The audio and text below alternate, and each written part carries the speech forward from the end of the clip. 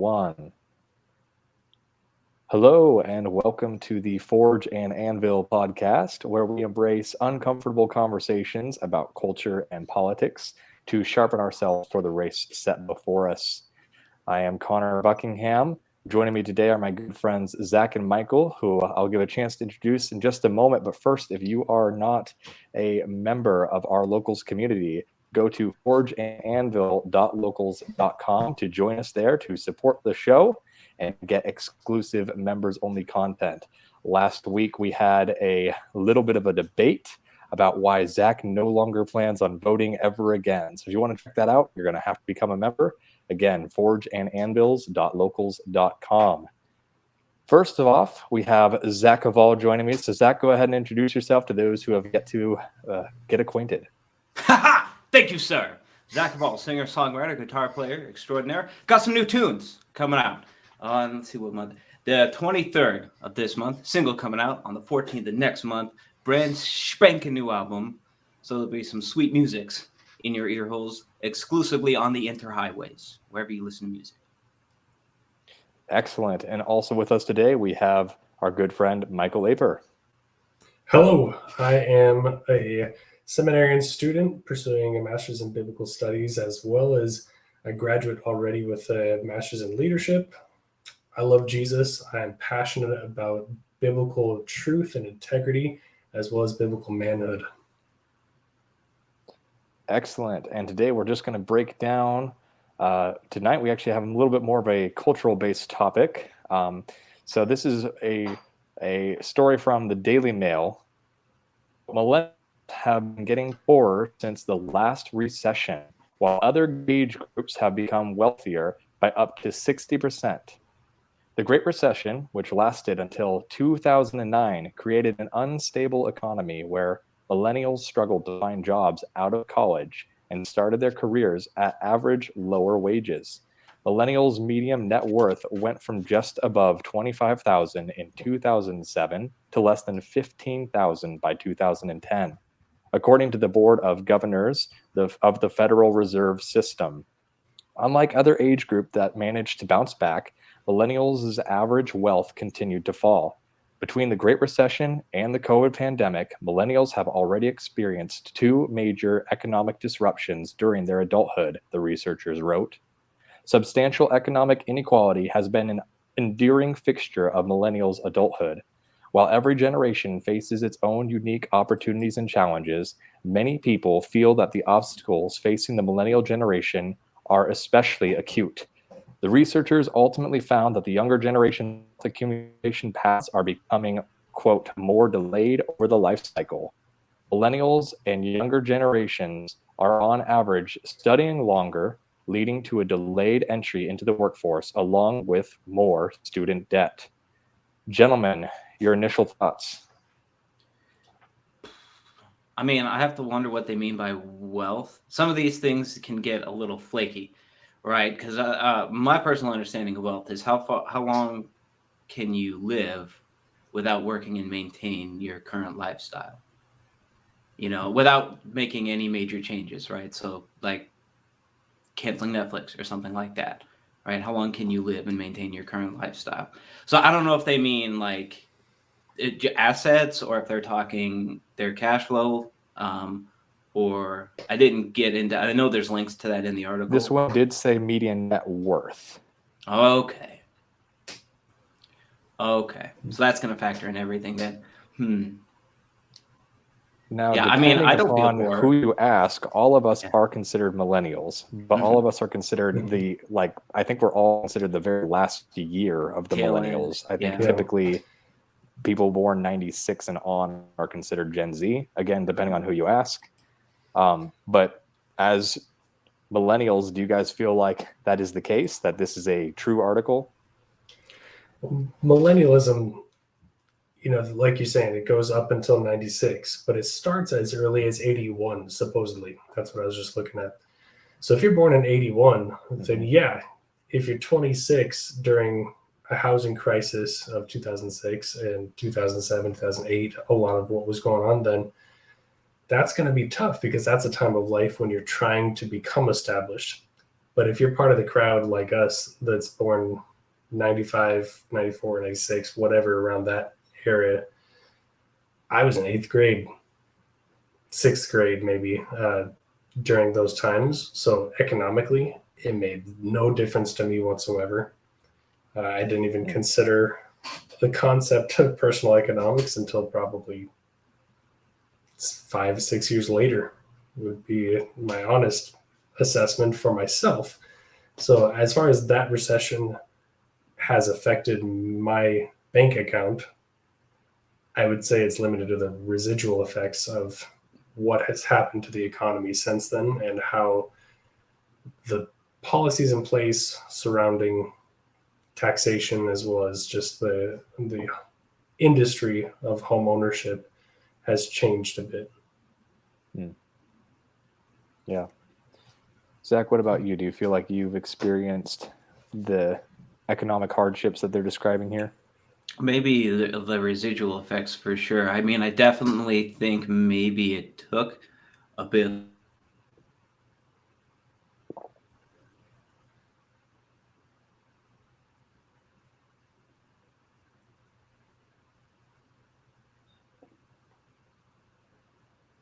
Is he frozen for you? Yep. You were All holding right. so still that I thought you were both frozen. I was like, oh no, I'm just waiting till the stream comes back. Well, we may have lost Zach. So in the meantime, my next question was going to be whether or not you feel the government has any responsibility towards the economic position that millennials are in. I mean, the market is going to ebb and flow. Is the government responsible for every time the stock market decreases? Is it responsible for a wide variety of things? I think when we displace responsibility and look to a higher authority outside of ourselves, then we lack the responsibility for ourselves as well. I may have a distinct difficulty with taking on, house ownership. Like my wife and I, we tried to look at houses in Arizona when we were still living there, and that was a daunting task. Because of the inflation, because of COVID affected that greatly as well. So that's, I think, economic value that's been changing in my time of coming to adulthood. I'm 27, and that's something that made it so that we could not purchase a home when I hoped that we would. But that being said, the housing market is not the same for many reasons, aside from the affordability and aside from even whether it's recession, whether it's inflation, the standards have changed as well. So a quote unquote starter home for a 27-year-old who's married now looks like a 3 or 4 bedroom house, ranging from $300,000 to $500,000, because the expectation is so high. So if we're going to compare ourselves to my parents' generation, who are baby boomers, when they were trying to find a home, yeah, it was more attainable for them, but they were also buying a 1 or 2 bedroom home with far less amenities, with far fewer opportunities for growth within that home. And it's a different list of priorities. So I don't think it's comparable. The challenges that we experience as millennials are going to be unique to us. And that's no excuse to say that it's the boomers' responsibility or it's the government's responsibility. I think we each have a responsibility as shareholders in a market globally, and a lot of people make decisions that we might not make economically, but we've got to deal with it one way or another. So I think it's our responsibility to rise to the occasion, no matter what the challenges and difficulties are financially. Yeah. And Zach, before we lost you, I'm not sure what happened there, but I disintegrated. Am I still here? Yeah, Okay. I think you got eliminated in the Dude, it was really scary. Snap The or Thanos something snap like that. happened or something. Yeah. But I was asking Michael if he thinks that the government has any responsibility to bear in terms of causing these economic situations that millennial generation finds themselves in. Sure. I mean, one of the I mean, there is that. I mean, it depends on how you want to look at it. I mean, for um, the legislation that was passed and manipulation of interest rates, both on the Federal Reserve side and on the housing side, yeah. I mean, I suppose you could make the argument that yeah, because it's them crafting those policies and putting them into place, they do bear some sort of responsibility. But ultimately, a lot of it is still, I mean, one of the things I think that gets kind of overlooked in that conversation is people's own responsibility. I think a lot of the, I mean, one of the things that I think kind of drives me a little bit nuts about it is like people have always had a hard time like learning how to live within their means. It seems like and this is just something that I've noticed kind of internationally as well. We're very like I hate to use the buzzword, but consumerist culture, like we just like to consume things, and you can never have enough stuff, and it's a problem that's really has its roots in the Roaring Twenties and things like that, where we were first learning where the credit system came in, and we were buying things on credit and Yeah. stuff like that, and it sort of became just this cycle, and then fast forward to here we are now, and it's harder for all like people our age to buy houses and to make a decent living. So I mean, I, I'm always going to err on side of I don't think the government has the responsibility to do it in the sense that like, well, they shouldn't bail anybody out. They shouldn't be writing blank checks to Wall Street or anything like that, and they shouldn't really be doing anything to bail me personally out. And what they can do is make it easier for me to succeed. Um, and um, yeah, a lot of that starts with yourself, as getting educated, and learning how to live modestly, just as a starting point. Yeah. Yeah. And you both touched on the idea of personal responsibility, which I agree with. I think all of us are on the same page in that regard. What kind of steps do you guys think millennials should take to be financially stable in these crazy times? Well, being intentional is the first thing that I would say. Having it's an age old question, but really the formula doesn't change. Having a budget and living beneath your means will accumulate gradual wealth so that you can have the ability to attain goods. Honestly, that's kind of what we're talking about is net worth. So if you're calculating net worth, if you've got a $300,000 home that you've got 100 grand on, then you're in a lot better place than someone who's got a $500,000 home that they've got 40 grand on. That's just that those are things that factor into net worth that I think oftentimes our generation fails to recognize. Other things would be auto loans are very, very common, buying things that people can't afford. And the crediting system can be beneficial and it can be leveraged for personal benefit. Whether it should be is perhaps another question. And oftentimes people purchase things that they cannot afford and they don't think of it that way because it's like, oh, my credit limit is $8,000. Okay, well, do you have $8,000 in your checking account that you've allocated for those purchases? Those are questions that oftentimes our generation is oblivious to, really. I think that there's been a lack of education for many individuals. I graduated high school not understanding what credit was. I graduated without understanding what tax was or how much withholdings I needed to put out from my income tax. There's lots of things that I think we've not been educated on, but we still carry the personal responsibility to become educated about because these are integral systems in our economic world. Yeah, absolutely. And, I did a one-on-one interview with Zach for members only. And in that interview, we had a chance to talk about the idea of the American dream that was definitely marketed to us as well as our parents and grandparents.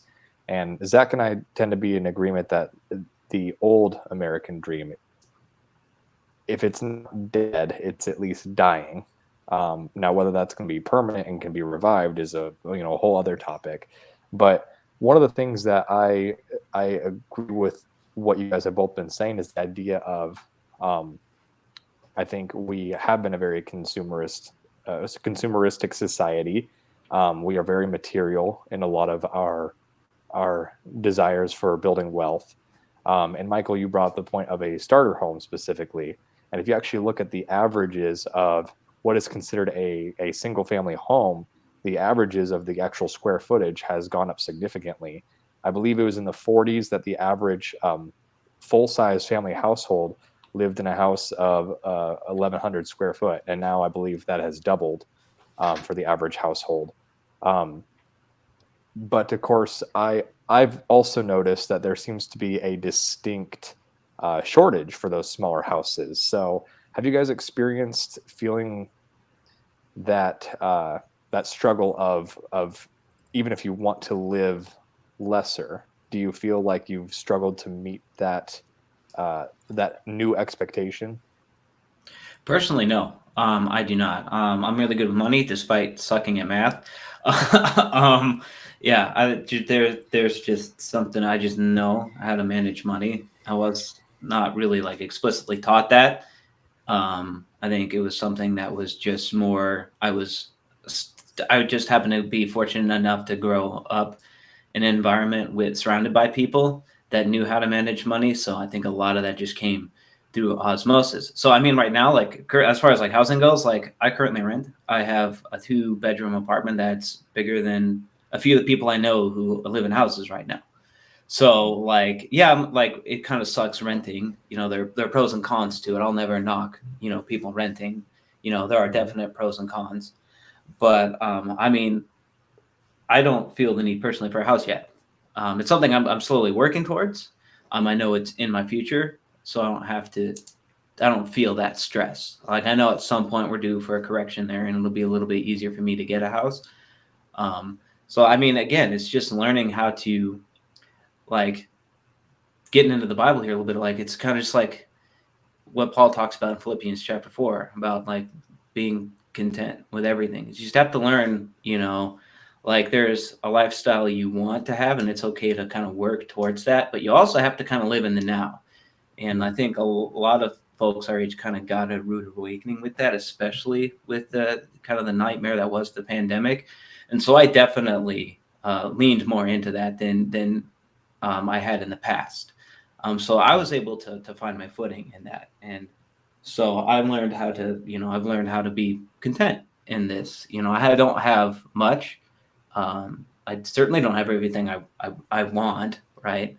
But then that's kind of the more consumerist side of me, right? I have by any reasonable stretch, I've been extraordinarily blessed. I'm surrounded by instruments. You can't see them because they're off camera. Thousands of dollars worth of instruments that I've slowly accumulated over the years and things like that. Like so, there are times when I complain, and then I just walk into this room and I see all my music equipment. I'm like, oh, there's people that are living in boxes. Yeah, Yeah. absolutely. Yeah, I wholeheartedly agree. The notion of the expectation or the standard is moderately irrelevant to the individual. I think we can hold ourselves to a standard, but what standards do we abide by? There's standards of HGTV where you have someone who's a basket weaver and a butterfly catcher who have a budget of $2 million for their summer home. Like, come on, those shows are interesting because of the structural integrity of homes and just the aesthetic. But ultimately, I think the underlying point that's made, like Connor's talking about, the house expectations for a single family home in the 40s as opposed to now, is that we think about the reproductive rates in our nation have drastically decreased while the expectations of square footage in a single family home have increased. People are having fewer children and demanding more space for them. And that just doesn't make a lot of sense. Logistically, it is a perspective thing. I would hesitate to say, but because of the connotations, but it is a privilege thing as well. And we are exposed to a great number of privileges, which we should be extremely thankful for and not dismissive of. But those privileges have afforded us the opportunities to have larger homes. Amongst the three of us, we each have a different home style. I'm also renting in a townhouse, and it's beautiful. It's great. It's probably more than we need. What a blessing it is to have a room dedicated as an office space instead of, having 3 bunk beds in each bedroom so that all the kids can sleep in one room together and then figuring it out as we go. We're way privileged in comparison not only to our past generations in America, but the vast majority of expectant lifestyles globally. Like even you think of European countries often have the apartment style, single bedroom or 2-bedroom is a standard for a household. Now, once again, their reproductive rates are lower than ever, but that's a whole different conversation in and of itself. But and another weird thing, go ahead. About as opposed to Europe, like he was kind of talking about, is like also when they buy houses, like I guess I'm thinking more like the United Kingdom, they stay there their entire lives. Mm-hmm. Like it's rare for people, like I can count on one hand how many people I know that like bought a house, like raised their kids in it, and like that's the house they're gonna die in. So it's another. It seems, I don't know what other countries look like. I know just compared to United Kingdom, we move around a lot more. I think part of that is also economic. We have a bit more economic mobility in this country, so you can conceivably start in a studio apartment, get in a townhome type of situation, into a bigger house, and then all the way back down to the studio apartment in the span of like 20 years. Which is there's also geographical challenges that a European country has, where there's not places to go, whereas in America our landmass is ridiculous. If you want to go buy 50 acres in Wyoming, you could sell your condo in California and go buy 50 acres in Wyoming or in Alaska. Like, you have that option. Few people Bill Gates take that option. That's true. Yeah.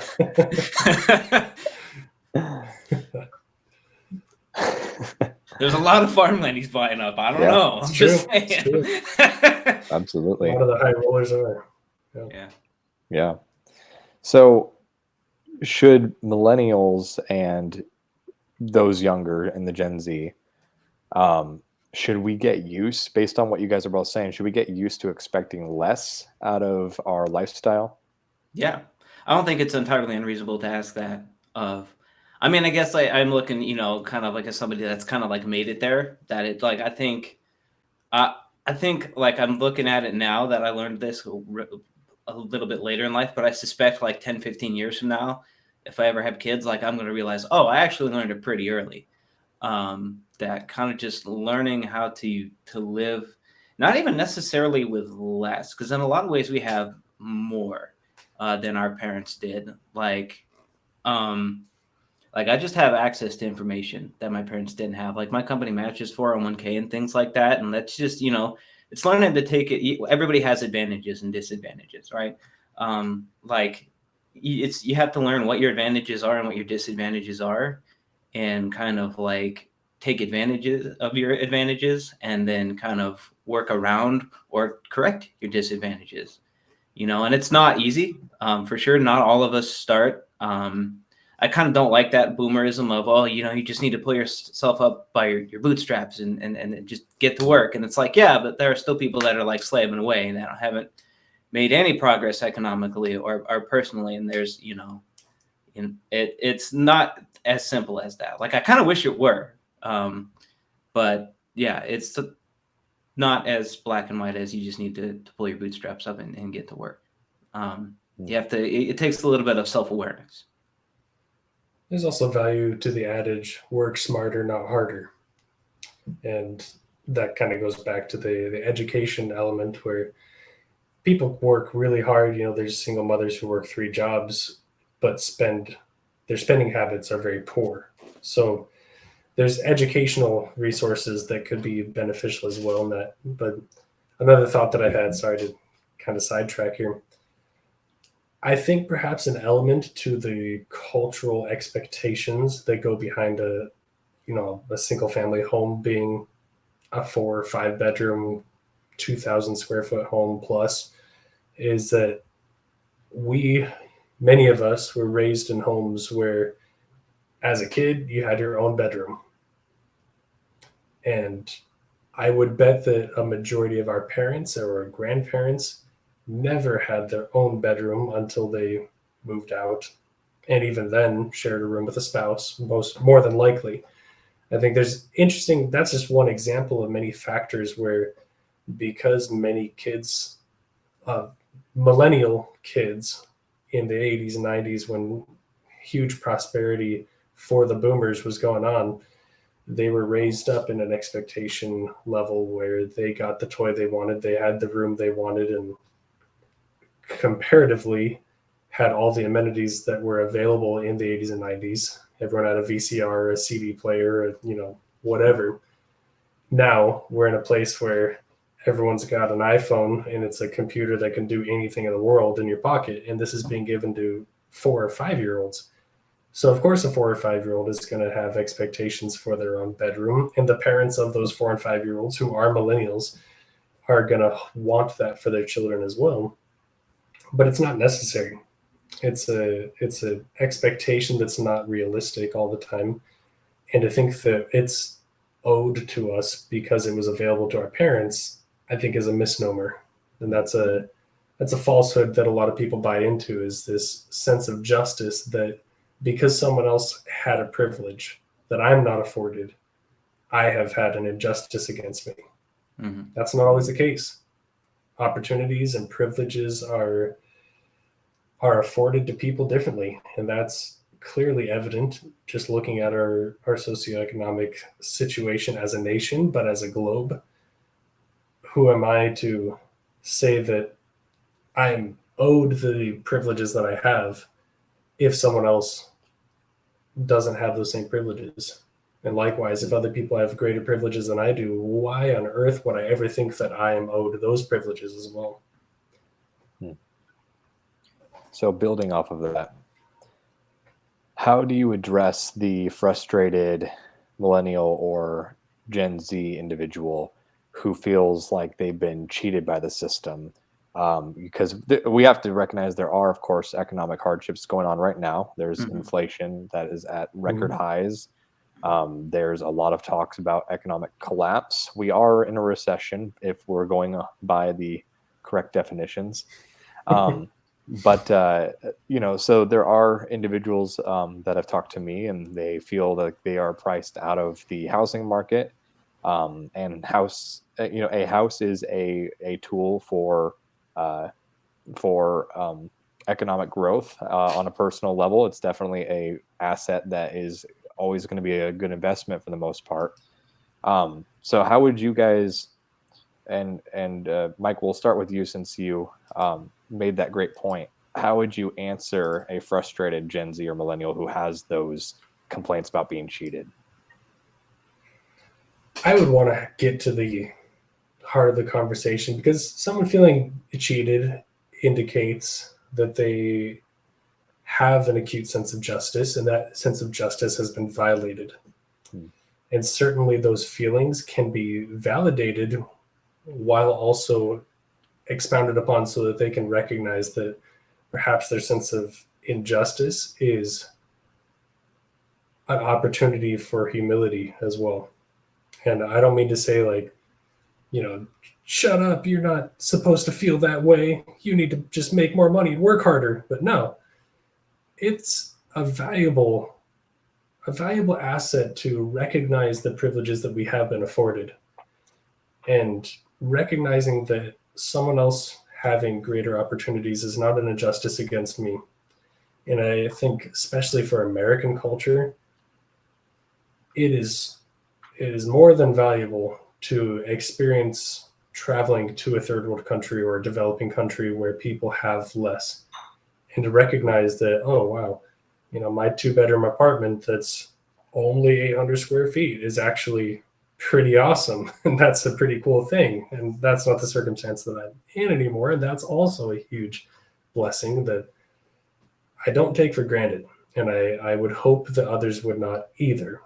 And that's said from a place of humble compassion. And I would hope and pray that that could be communicated in a conversation if someone were feeling an injustice and willing to have a frame of mind where they can take a different perspective on their life, that they could understand that perhaps their boat in life is not so horrible as they may make it out to be. Yeah. Zach, do you have anything to add to that? Yeah, I do. So I would say kind of bring it back to center. So if you're feeling cheated, or and kind of what we've kind of tiptoed around a bit this episode is just that sense of entitlement. I would ask yourself, and I mean like really ask yourself, where is that sense of entitlement coming from? Right? Do you actually feel like you're one of the many people, kind of like Connor was outlining in Michael as well, in third world countries or here in the US that have kind of been displaced by the system? Do you actually feel like you're one of them? If so, what are you going to do about it? Are you going to, are you going to be afraid to ask for help? Are you going to take advantage of the opportunities around you? There's tons of resources for you to get help and educated. I work at a financial institution. A lot of us on staff are certified financial advisors. We also offer free modules on our website that you can sit through and like go through in about 35, 40 minutes, become financially competent, or at least have an better understanding than when you began that. So if you aren't one of those people being cheated by the system, then maybe it's a heart and head issue. Maybe, you need to ask God to soften your heart to the world around you a bit more, and kind of recognize that you are more fortunate than maybe you realize. And there are a lot of people that are hurting, and in a brutally honest way, you're not really even entitled to the ground you walk on or the air you breathe. So kind of working on if that's your situation, then it is a hard issue and you need to learn a little bit of humility. And it's okay to be prideful. Everybody kind of falls into that trap every so often. But you can make your situation a lot better just by how you look at it. You can see yourself as the victim, or you can accept responsibility for your role that you play in that. Yeah. It's definitely a 2-point, just to piggyback one more addendum to that. It's a 2-part conversation. One is perhaps diagnostic, to say, are you actually where you think you are? Are you actually a victim of injustice? And is that injustice something that is an opportunity that has not been afforded to you? Or is it you seeing someone else and wishing you were like that? And secondly, is the call to action. The diagnostic is to say whether or not you can do better. And the call to action is, what can you do to do better? There are so many resources available. And there's so many resources available, not only to working class people who rent a home or rent an apartment, something like that, but there's resources available to every level of the spectrum. There's resources for coming out of extremely destitute situations as well, whether that be educational resources that are available for free online. There's, I think, perhaps a sense of pride that people will depend upon in order to not use those resources when they are in need as well. And that's a difficult thing to confront, but nonetheless, people can do better than they think that they can do oftentimes. Yeah, I mean, what he's trying to say is, well, the only real monster you actually encounter in your life watches you from the mirror every morning. Well said. All right. Yeah. All right. So do you guys think as Christians that we strive to be wealthy? Is wealth immoral? Well, so pursuing wealth for the sake of pursuing it, that is a dangerous path to walk on. And if you aren't well insulated, you will most definitely fall into a lot of traps. So, I mean, that's, again, that kind of gets a bit more broader. But that's, it starts by surrounding yourself with people that actually want the best for you and aren't going to be afraid to be like, no, like, these are not what are you doing? So, I mean, pursuing wealth for the sake of wealth, having done that in my life before, in the not too distant past, shall we say, it is not a good way to live, and you will find yourself in a weird way more miserable than you want to be. So it makes you vulnerable, not just psychologically, but also spiritually as well. So that being said, I think being poor is also bizarrely romanticized, almost more romanticized than being rich. Like yeah. So, which is also, I don't think, very healthy. I don't think, like, I don't think God wants you to be poor and destitute and hungry and starving all the time. I think there are certain people that have been called to that lifestyle, but I don't think that's, I would be hard pressed to find like a very like solid biblical justification for that as a lifestyle.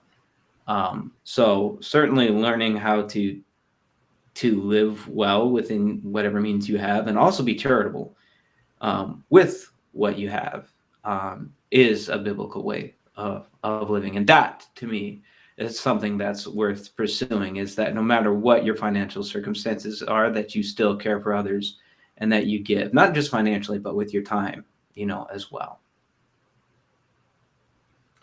From a Christian perspective, I'm just going to throw my answer in there. From a Christian perspective, I would hope every Christian defers to Scripture, obviously. Mm-hmm. And scripturally speaking, there's a shockingly large majority of content regarding wealth and regarding even the narratives that describe wealthy individuals or tribes or peoples as opposed to those who are subjugate to those wealthy nations. There's specific instruction throughout the Proverbs and even in the Torah speaking on how to manage wealth in a wise way.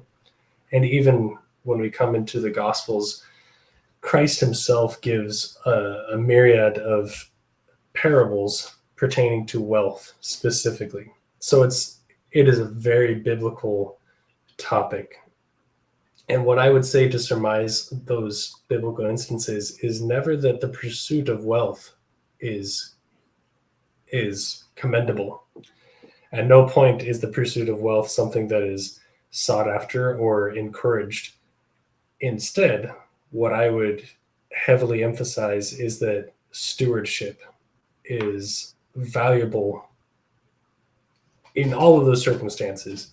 Oftentimes, Christ uses the notion of wealth to paint an image of the kingdom of God, saying that if you store up riches and if you are good with a little, then you'll be given much. And that's a very attainable comparison. That's why it's a parable, this fictitious story that leads to a spiritual understanding, so that we can understand, yeah, I know that I want to be good with money because I want more money. And Christ uses that as leverage to say, seek righteousness, seek first the kingdom. And of course, that should be a priority. But as it pertains to wealth, I don't want to subscribe to the Christian notion that wealth is sinful. There's also, of course, the saying that everyone misquotes, saying, money is the root of all evil. No, money is the root of all sorts of evil, and which is the textual accuracy. But furthermore, the love of money is the love of all money. Yeah. Is a source of all types of evil. And if we're to dedicate ourselves to wealth for the sake of monetary success or monetary gain, then we've missed it all. We've lost it all, because an absolutely vital portion of stewardship that is biblical and that we are called to as Christians is that in stewardship is giving, is generosity, is caring for the needy, caring for the poor. That is all encapsulated by stewardship. And stewardship also means being wise with the funds that we do have so that it can grow. And the growth of wealth should be a byproduct, never the goal. So Yeah. that's a short version anyway. Yeah. And to go off of that, what do you guys think? What should millennials consider, and Gen Z, and all Americans? I say Americans because we do have completely different opportunities than other people on the world. So I do think that we are a category all our own. But what should we consider financial success to look like? Well, I think most people would like to be able to like go to a restaurant and not really care about what they order. If that makes sense, where you're not freaked out or intimidated by the menu, at least price wise.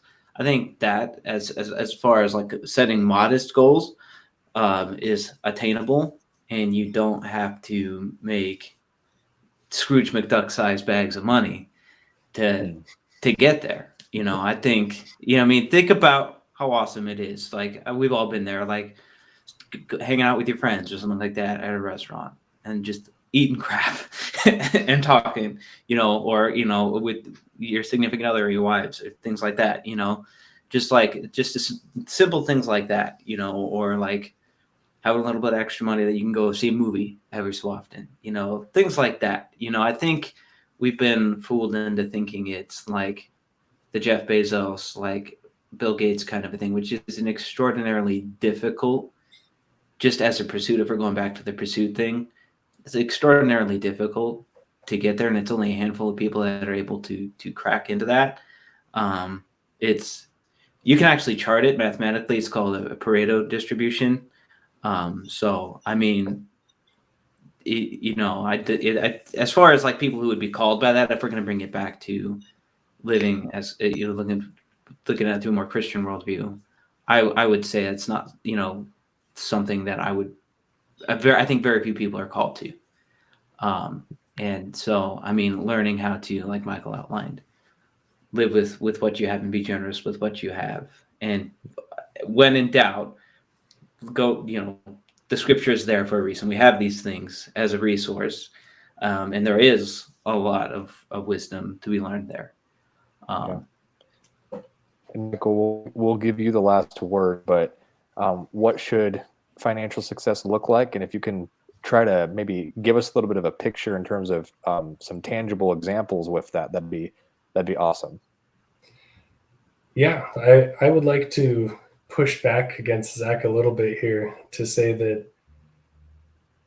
that purchasing what you want at a restaurant is such a subjective value. It's hard to say because it's like, okay, well, how often are you eating out at restaurants? What restaurants are you eating out at? If you expect to have a fine dining experience at 3 meals a day, that's a different wealth expectation than a date night once a week and not having to stress about that. So fair enough. Yeah. There's a fair amount of ambiguity with that measurement, where I would probably look at financial prosperity that is achievable at all levels, kind of going back to the net worth. Still, the majority of people, if they were to calculate their accounts versus their debts, a majority of people have a negative net worth. And few people like to consider that because debt and credit is such a commonplace. I think a goal is to have any amount of positive net worth. And that includes credit cards, auto loans, mortgage on a home, student loans. I think a comfortable place that should be an attainable goal and an expectation for anyone is to have a positive net worth and to work towards getting out of debt so that you're no longer a slave to a lender and you're no longer subjugated to outside influences on your finances. And if you can have absolute autonomy over your finances by having a positive net worth and exchanging goods for money without any pressure of thinking that it's someone else's money. That's my goal. And that's what I think is a healthy goal that is attainable. And maybe that means someone has $10,000 in the bank account, but they don't owe money on anything. That's a huge victory. That's, in my opinion, better off than someone who has $200,000 in the bank account and owes $800,000. As simple as that. I think if we're going to calculate risk, then that's going to be the best way to achieve success in a financial viewpoint. Yeah, absolutely. In Proverbs 13:22, a good man leaves an inheritance to his children's children. And with that, we are running out of time. But you gentlemen, both of your thoughts. We are going to go now and record an exclusive members only stream. So if you are not yet a member, go to forgeandanvil.locals.com and you can join us there for some additional content. But we have been the Forge and Anvil podcast. Thank you so much for listening. Good night.